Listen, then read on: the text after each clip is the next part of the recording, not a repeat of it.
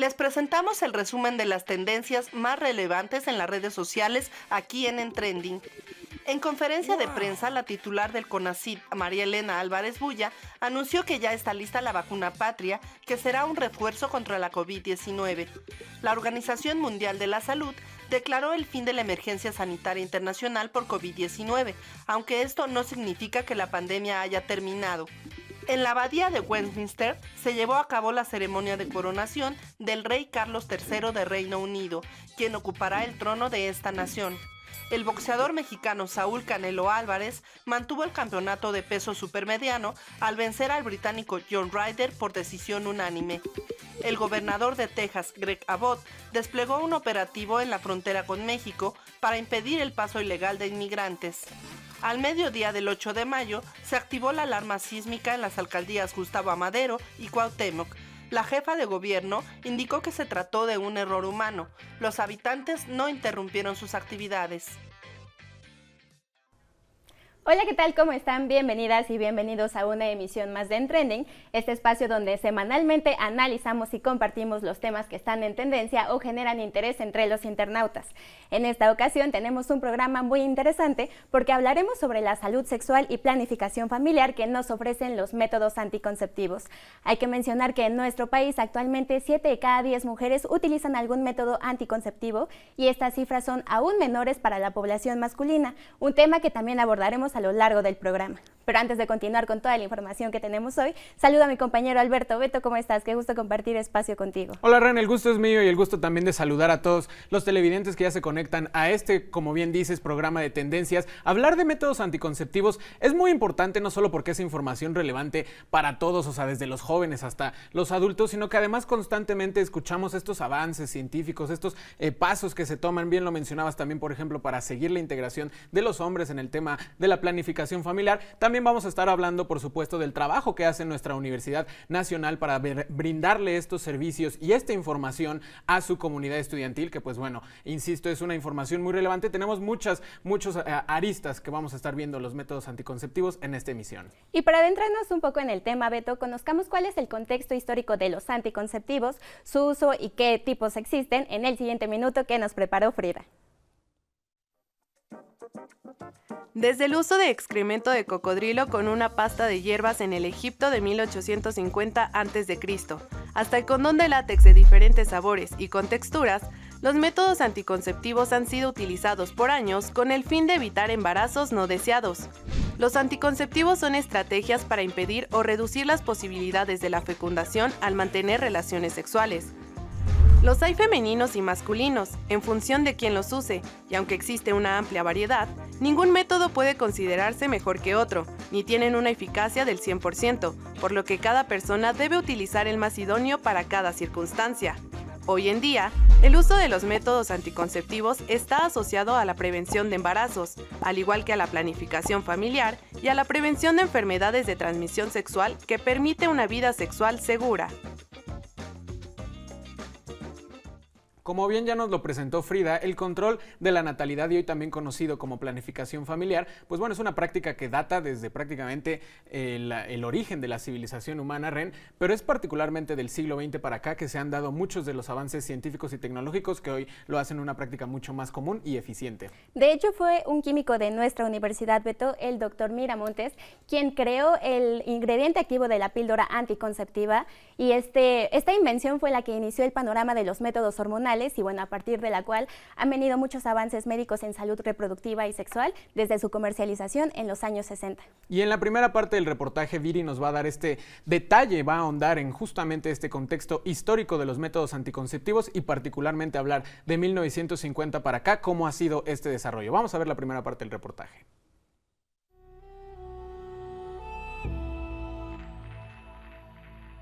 El origen del control de la natalidad existe desde nuestros antepasados. Si bien la fertilidad se consideraba como un don divino, en algunos casos se optó por controlar o impedir la reproducción dependiendo de ciertas circunstancias. Para ello, las civilizaciones antiguas empleaban plantas, partes de animales u otros objetos como métodos de anticoncepción.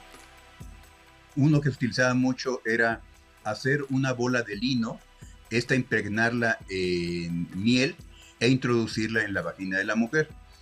Con esto lo que se estaba tratando de hacer dos cosas.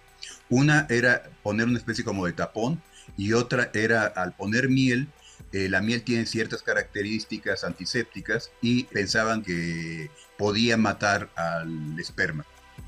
Con el paso del tiempo, el avance científico permitió crear nuevas herramientas más eficaces y sencillas de utilizar. Sin embargo, la regulación de los nacimientos no fue considerada una necesidad hasta que el crecimiento de la población aumentó de forma desproporcionada y las infecciones de transmisión sexual fueron a la alza. Por mucho tiempo, distintos laboratorios en el mundo intentaron sintetizar una sustancia que evitara el embarazo, pero fue en 1951 cuando el químico mexicano Luis Miramontes logró crear la síntesis de un poderoso agente antiovulatorio semejante a la progesterona que se convirtió en el ingrediente activo de la píldora anticonceptiva, la cual se comercializó al inicio de la década de los 60. El doctor Miramontes era estudiante de licenciatura en la Facultad de Química y estaba trabajando en Sintex. Uno de los problemas que tenía es que no se podía publicar su investigación, ni tampoco pudo sacar una tesis de esa investigación porque tenía mucho valor comercial. El primer artículo aparece hasta 4 años después, ya una vez que se le había otorgado la patente a Sintex de esta sustancia. Entonces, a partir de esa, se vio que era una sustancia que era muy efectiva, podía evitar la ovulación, o sea, dentro del proceso se evitaba la maduración del óvulo y por lo tanto no había fecundación. Durante esta época, diversos movimientos de mujeres surgieron para exigir que se considerara el control de la fertilidad como un derecho individual. Y pues aquí también hay un suceso muy importante, todo lo que hubo atrás, los movimientos activistas también en parte por los derechos de la mujer a tener acceso a este tipo de métodos anticonceptivos. A partir de esta cuestión de la píldora anticonceptiva se genera todo este movimiento, los derechos de la mujer cambian, se tiene acceso a este método anticonceptivo y a partir de aquí pues empezamos a observar múltiples opciones cada vez más accesibles y más fáciles de utilizar. Bien lo dicen en el reportaje, es un derecho para las mujeres el tener este acceso y aunque si bien los métodos anticonceptivos prácticamente son una necesidad, Ren, para ejercer una sexualidad segura y eficiente, pues también no hay que olvidar que muchos de estos, particularmente los hormonales y que hoy día solo son de uso de las mujeres, pues tienen estos efectos secundarios adversos. Depresión, ansiedad, embarazos de alto riesgo, Beto, son solo algunas de las consecuencias que puede traer el uso de métodos anticonceptivos sin la correcta supervisión de un especialista, y de esto nos habla Christopher en la siguiente nota. A pesar de los beneficios que pueden tener los métodos anticonceptivos, también es cierto que debido a su composición o forma de aplicación, pueden causar efectos adversos en la salud. En el caso de los preservativos, ya sea femeninos o masculinos que son de látex, precisamente el efecto adverso que puedan tener ellos es que tengan una alergia al látex, ¿no? En cuanto al dispositivo intrauterino, puede haber cólicos, puede haber irregularidades en la menstruación, en algunos casos, pocos, puede haber embarazo ectópico o rechazo al DIU, dado que el DIU, el dispositivo intrauterino, es un cuerpo extraño.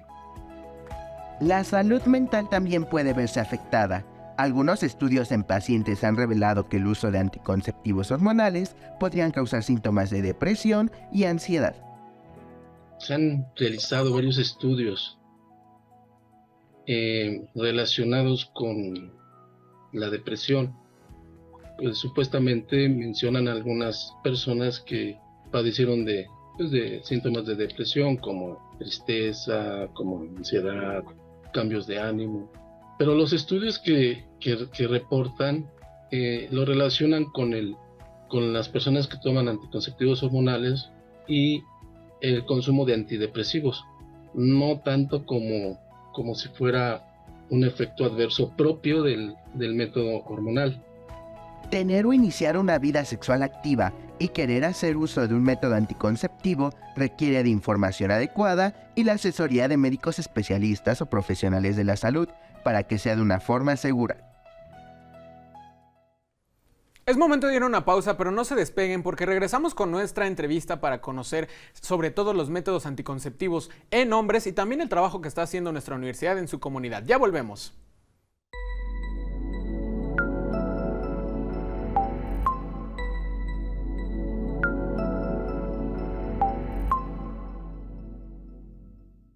Y ya estamos de regreso aquí en Trending con el tema de esta semana, que es métodos anticonceptivos. Debemos mencionar que de los 12 métodos disponibles en nuestro país para la población en los diferentes servicios de salud pública, solamente 10 están destinados para las mujeres. ¿Qué pasa en el contexto de la población masculina y cómo nos encontramos en el uso y creación de métodos anticonceptivos para los hombres? Para hablar más a detalle de este tema se encuentra con nosotros el doctor Alberto Darson, del Instituto de Biotecnología de nuestra universidad. Doctor, bienvenido al Foro de Trending. ¿Qué tal? Buenas tardes. Antes que nada, agradecerles su interés, aunque ciertamente no es nuestro objetivo fundamental. Ciertamente los anticonceptivos pues tienen una relevancia clarísima en nuestra sociedad, ¿no? Totalmente, doctor. Le agradecemos nuevamente por estar aquí con nosotros en Trending. Y pues bueno, para iniciar esta conversación directo a la materia, pues las estadísticas en nuestro país del INEGI señalan esto que menciona Renata también, de que pues el uso es completamente desproporcional en cuanto a las mujeres y los hombres. En rasgos generales, ¿esto a qué se debe? Bueno, creo que es las razones son multifactoriales, pero mucho tienen que ver con la cultura, ¿no? Con el desarrollo de la evolución de las responsabilidades y libertades que hasta ahora siguen estando distribuidas de manera inequitativa, ¿no? Entre los sexos. Muy al inicio, pues toda la responsabilidad familiar era de la mujer, ¿no? Y esa balanza se ha ido inclinando con dificultad, pero con constancia. Y ahora hay bastantes hombres que están dispuestos a participar en la planeación y en la responsabilidad de tener hijos, criarlos adecuadamente. Y en ese sentido, pues los anticonceptivos tienen un papel muy importante en todos los estadios de la vida activa sexual y de la planeación de la crianza, ¿no? En relación a esta pregunta, doctor, ¿qué métodos existen actualmente para los hombres y qué tan frecuente es su uso? Como creo que ya mencionaron en su programa, el método de las barreras es el más antiguo, que se usaba desde los egipcios y los romanos, 2000 años antes de Cristo. Y eso fue evolucionando a materiales cada vez más efectivos y que permitían no perder sensitividad en las relaciones, ¿no?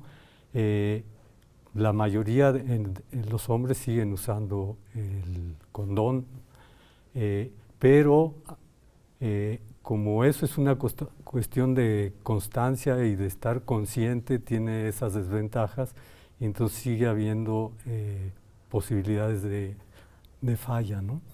En ese sentido también desde los 60s se han estado desarrollando estrategias hormonales cuyo blanco es el proceso de diferenciación que ocurre en el testículo, por el cual se madura o se produce un espermatozoide maduro, ¿no? Entonces ahí hay varios pasos sensibles que si uno encuentra un fármaco, generalmente hasta ahora se están probando de origen hormonal, se puede interrumpir esa diferenciación y entonces habría falta de espermatozoides. En los últimos años hemos ido descubriendo que hay ciertas proteínas que son específicas del espermatozoide, que no están presentes en otros tejidos. Y uno de las dificultades que existe en general en la farmacología es la especificidad. O sea, todos los efectos secundarios que se dan tanto para el hombre como para la mujer en el uso de cuestiones hormonales, tiene que ver con que los tejidos tienen receptores a esos compuestos en muchas partes, ¿no? Entonces poder localizar un receptor que que solo se encuentra en el espermatozoide, pues eso brinda un blanco muy interesante, ¿no? Otra estrategia es encontrar un compuesto que es muy específico y que se puede dar solo cuando se necesita, ¿no? Esa propiedad hasta ahora hay muy pocos y ahora se está desarrollando en ese sentido. Me puedo adentrar un poco más en esto de las proteínas que están solo presentes en el espermatozoide, pero también dependen mucho del tiempo que tenemos para platicar de esto. Justo sobre eso me gustaría preguntarle, doctor, rápidamente. Muchos vemos en las noticias que ya viene una pastilla anticonceptiva. ¿En qué momento estamos? ¿Así sí viene pronto el empezar ese uso? Hacer predicciones en ese sentido es muy riesgoso. Lo que quizá podríamos comentar es que ya hay estudios piloto, por ejemplo en ratón, que es una publicación que acaba de salir en Nature este año, de un inhibidor de una enzima que se llama adenilato ciclasa soluble, que es una enzima que cataliza la síntesis de un segundo mensajero que es fundamental en muchos procesos de señalización entre las células. Bueno, estos investigadores han encontrado un inhibidor que es muy específico para esa proteína, pero además tiene una característica de que es efectivo por un tiempo limitado. Entonces eso da la posibilidad de que una persona tome una pastilla y durante 24 horas está protegida de poder fecundar, porque sus espermatozoides, que requieren de la funcionalidad de esta enzima, que es la adenilato ciclasa, sí, no pueden llevar a cabo la maduración y el tipo de motilidad que se necesita para que el espermatozoide alcance a donde está el óvulo en el tracto genital femenino. Doctor, lamentablemente llegamos al final de nuestra entrevista, pero nos quedamos pues sobre todo con esto que nos mencionó ahorita, que hacer predicciones todavía es muy riesgoso, pero también con lo que nos mencionó al principio, que pues sí es una cuestión cultural, es una cuestión en la que todavía se tiene que seguir buscando la integración de los hombres en este tema, y pues bueno, le agradecemos mucho el que haya estado con nosotros aquí para compartirnos sobre todo también estas últimas desarrollos científicos que se están realizando. Al contrario, les agradezco a ustedes el interés y encantado de responder cualquier pregunta que pudiera tener el auditorio o ustedes mismos. Doctor, muchísimas gracias por su tiempo. Que y ahora lo invitamos a nuestra audiencia a que nos acompañe a conocer cómo ha sido el desarrollo de los métodos anticonceptivos y a qué retos nos enfrentamos para acceder y garantizar su uso para el resto de la población. Todo esto en la segunda parte del reportaje que nos comparte Viri.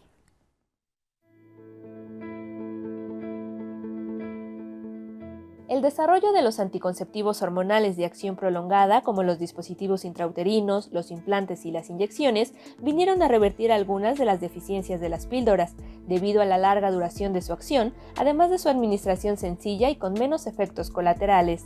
Actualmente, la Organización Mundial de la Salud tiene listados 20 métodos anticonceptivos clasificados en hormonales, de barrera, reversibles de larga duración, de emergencia e irreversibles, los cuales tienen diferentes mecanismos de acción y eficacia a la hora de evitar embarazos no deseados.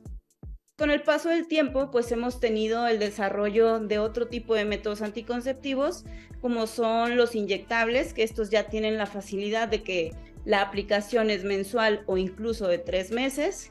Y bueno, para personas que son sexualmente activas, pero no desean un embarazo a largo plazo, lo podemos manejar como 3 años, 5 años. Tenemos actualmente métodos que tienen esta duración, como sería un implante subdérmico o un dispositivo intrauterino.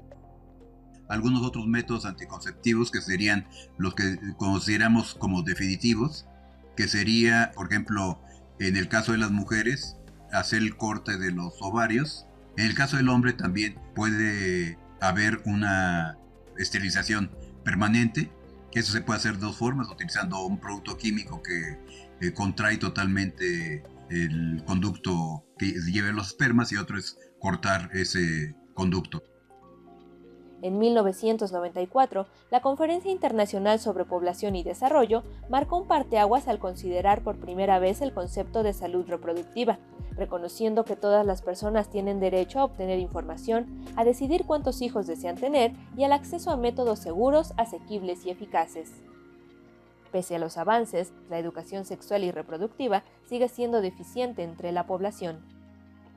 Y vámonos también a que mujeres adultas, pues a lo mejor no conocen completamente cómo es su ciclo menstrual, no conocen exactamente qué días están fértiles, no conocen exactamente las características del periodo menstrual. Entonces a esto nos lleva el hecho de tener tantos tabús y el hecho que no podamos tener una plática real, bien fundamentada con los adolescentes acerca de temas de sexualidad. La salud reproductiva implica que las personas puedan llevar una vida sexual segura y satisfactoria, con el derecho de adquirir información y tener acceso a los métodos de planificación familiar que prefieran. Los avances científicos y tecnológicos en el campo de la medicina han contribuido a la creación de distintos anticonceptivos. Sin embargo, los especialistas afirman que aún se trabaja en el desarrollo de aquel que sea 100% eficaz, seguro, inocuo, económico y accesible para toda la población. Como lo mencionamos desde el principio del programa, el tema de la salud sexual y toda esta información de los métodos anticonceptivos no es solo particular para los adultos, es una realidad que los jóvenes, para tener una vida sexual sana, pues necesitan tener este acceso a la información y pues nuestra universidad lo hace con diferentes iniciativas, Ren, para su comunidad estudiantil. La comunidad de diferentes áreas de salud de nuestra universidad, Beto, organizan talleres, diversas actividades con el objetivo de dar difusión a temas de planificación familiar y salud sexual a los estudiantes de nuestra universidad, pero además de eso también con la intención de eliminar diferentes tabús que puedan existir para la comunidad estudiantil en torno al disfrute de su sexualidad. En el proyecto UNAM de esta semana, Zaira nos platica particularmente de los trabajos que se está realizando en el Centro de Apoyo y Orientación de la Facultad de Estudios Superiores Iztacala. Así que vamos a ver la información. La UNAM se ha unido a la libre difusión de los temas relacionados con la salud sexual y los métodos anticonceptivos, que hoy en día siguen siendo un tabú. Las facultades de esta institución buscan mantener informados a los estudiantes por medio de ferias, talleres, festivales, campañas y centros de apoyo y orientación para estudiantes. La coordinadora de la estrategia en salud sexual y reproductiva del Centro de Apoyo y Orientación para Estudiantes CAOPE de la FES Iztacala nos habla sobre la implementación de estas actividades. El CAOPE tiene varias estrategias. En estas estrategias, pues hay diversas espacios para los estudiantes de apoyo psicológico y entre ellos se consideró que era muy importante dar atención a la salud sexual de los estudiantes. La estrategia de este centro de apoyo consiste en establecer un canal de comunicación para que los estudiantes sepan cómo pueden enfrentar los cambios en su salud afectiva, sexual y reproductiva. Todo lo que nosotros trabajamos lo hacemos de una manera pues claro que muy respetuosa, pero también es muy lúdica. Entonces es una manera de acercarnos y que cada vez en la medida de lo posible la sexualidad tenga menos tabúes, menos estigmas, menos esta cuestión que vergüenza ir a pedir un condón. Durante estas brigadas relacionadas con la salud sexual y reproductiva, se proporciona a los estudiantes información sobre el uso correcto del condón, lo que son las infecciones de transmisión sexual, así como los métodos anticonceptivos que existen y su funcionamiento. A veces hacemos que si el dado, que si el condón gigante, que jugar a la pirinola, y esto incluso tiene como mucha aceptación, ¿no?, entre los estudiantes, porque pues se ve pues como atractivo, es cómico, e invita a jugar, ¿no?, y acercarse a nuestro trabajo. Para conocer más sobre estas jornadas de salud, pueden visitar las páginas oficiales de cada facultad, en donde encontrarán contenidos informativos sobre el cuidado de la salud sexual y reproductiva. Lamentablemente llegamos al final de nuestro programa, pero algo que debemos rescatar, Beto, es que si bien este avance que existe en el área médica para el disfrute de la salud sexual de una forma cada vez más libre y segura, pues lo podemos ver como algo positivo, también tenemos aún muchos retos a los cuales hacerle frente para garantizar que todas las personas podamos acceder a estos métodos anticonceptivos que estén al alcance de toda la población, además de que tenemos una responsabilidad muy grande en repartir equitativamente esta responsabilidad de la planificación familiar en en las parejas. Y también lo vimos, ¿no? Lo hemos mencionado, dejar de que sea un tema tabú, al final de cuentas los estudiantes en nuestra universidad y en cualquier otro tipo de instituciones, pues que tengan esta posibilidad de tener una vida sexual sana, bien informada y por supuesto en la entrevista, como también nos lo mencionó el doctor, que los hombres nos sigamos involucrando en este tipo de temas y bien lo decías ahorita, Ren, que sea una responsabilidad compartida. Nosotros llegamos al final de esta emisión, pero por supuesto los invitamos a que sintonicen en Trending cada jueves a las 20:30 horas, la repetición los sábados a las 19 horas y que nos sigan también en nuestras redes sociales para que sigan al pendiente de los temas que más conversación están generando entre los internautas. Ren, un gusto compartir los micrófonos. Nos vemos la próxima. Un gusto, Beto. Nos vemos pronto. Bye.